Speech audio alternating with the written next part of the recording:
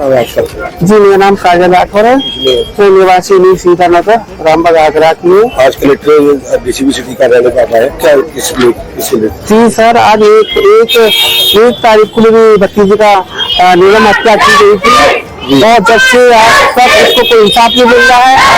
उसकी कार्रवाई है जो कहीं ना कहीं बुरी दिख रही है, उसमें लापरवाही दिख रही है। इस संदर्भ में आज हम लोग यहाँ कलेक्टर पर डीएम साहब को ज्ञापन देने आए हैं। उसके लिए हम लोग सारे इकट्ठे हुए हैं, सारा परिवार मानस का परिवार इकट्ठा हुआ है। बेटे को इंसाफ के लिए हम लोग यहाँ पर आए हैं। बेटे को अभी न्याय नहीं मिला, से फरार है।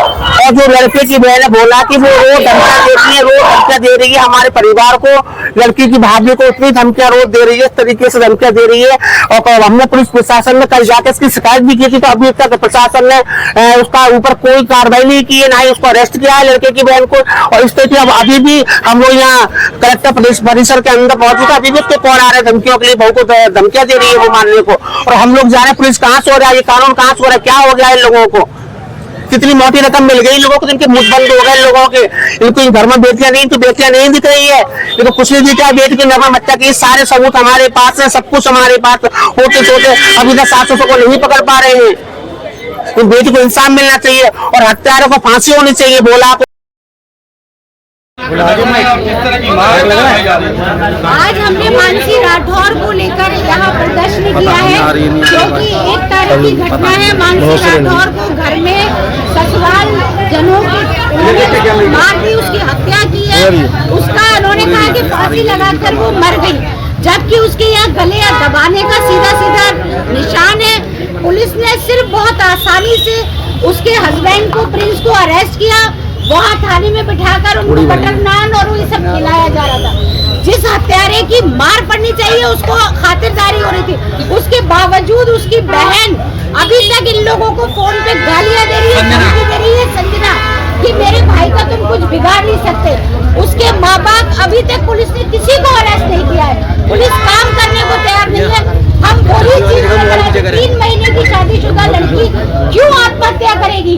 आपने दहेज के लिए उसको इतना प्रताड़ित किया था, उस बच्ची को आत्महत्या करनी पड़ी या उसकी हत्या हुई? हम तो आत्महत्या का कोई प्रूफ ही नहीं है।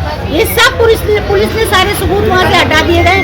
हमारी मांग है कि उसको फांसी की सजा होनी चाहिए, उसके परिवारों को अरेस्ट करना चाहिए, नहीं तो हम इसी तरह से धरने पर बैठे रहेंगे। सीसीटीवी वायरल हुआ, सीसीटीवी में मारते हुए दिखाया है, वो जान बचा के घर से निकल के भाग रही है और प्रिंस उसके बाल पकड़ के मुंह बंद करके खींच के घर पर लेके आया है।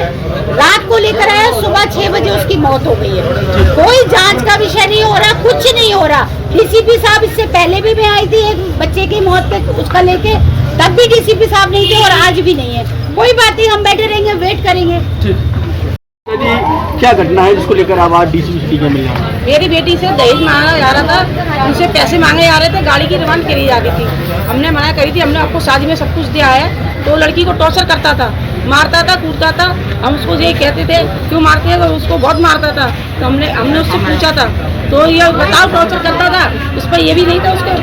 उसको लड़की को बहुत मारता था, हमने उसको समझाया भी था। पर उसके दहेज के लिए मांग के लिए मैं अपनी बेटी के लिए न्याय मांगती हूँ। जब उसको मारा था, उसको लड़की का फोन मेरे पास आया था सुबह 8 बजे। तो मैंने कि बेटा हम अभी आते हैं। तो कह रहा कि मैंने उससे ये भी की थी, तूने लड़की को मारा है, हाँ कर ले, क्या कर लेगी? तो मैंने अभी आ रही हूँ, मैं खड़ा रही हो, क्या तू खड़ा है? जब तक मैं वहाँ पे पहुँची थी, तो अब जिसने शादी कराई थी वो मेरे से पहले पहुँच गए थे। तो उन्होंने बात की तो उनको भी गाली देने लगा था। जब वहाँ पे मैं गई थी बाद में 1-2 घंटे बाद, मैंने जब वो पहुँच गए तो मैं अभी जाऊँगी। जब मैंने अपने लोगों को क्या, तो मैं अपनी नंद को सबको लेके गई, अपनी सासू माँ को लेके गई थी।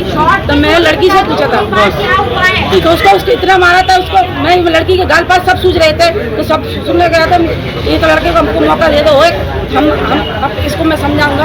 हम उसको ये बात को सिद्ध करके समाज के हिसाब से हम चले आए। हमको सिर्फ 1 घंटा नहीं हुआ था, हम घर पे बैठे थे, तो उनका तब भी फोन हमारे पास नहीं आया था। जो हमारी एक बेटी माँ ब्याई थी, उसका फोन आया था, आप घर पे बैठे, आपकी लड़की को कैसे ले आ रहे हैं, क्या हो गया आपकी बेटी को, देखो जाके।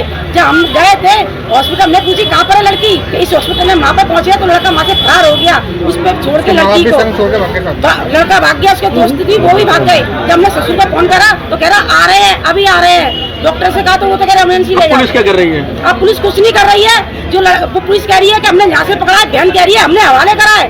ये क्या सच्चाई है कि कानून क्या कर रहा है? इंसाफ, तुमको इंसाफ दिलाइए, खून के बदले खून दिलाइए हमको। मुझे उसका मरना चाहिए। नहीं, आपको अगर पुलिस नहीं मार पा रही है तो मेरे हाथ में दे। जैसे मेरी लड़की का गला घोट के मारा है, कैसे प्राण निकले होंगे मेरी लड़की के? चेहरा सूझ रहा था, मेरे को इतना दर्द हो रहा है, उस लड़की को कितना हुआ होगा? मेरे को भी ये इंसाफ चाहिए तो मेरे हाथ में वो जो दिया, मैं मारूंगी इसको। ये दहेज के पीछे में लड़की को मारा गया है।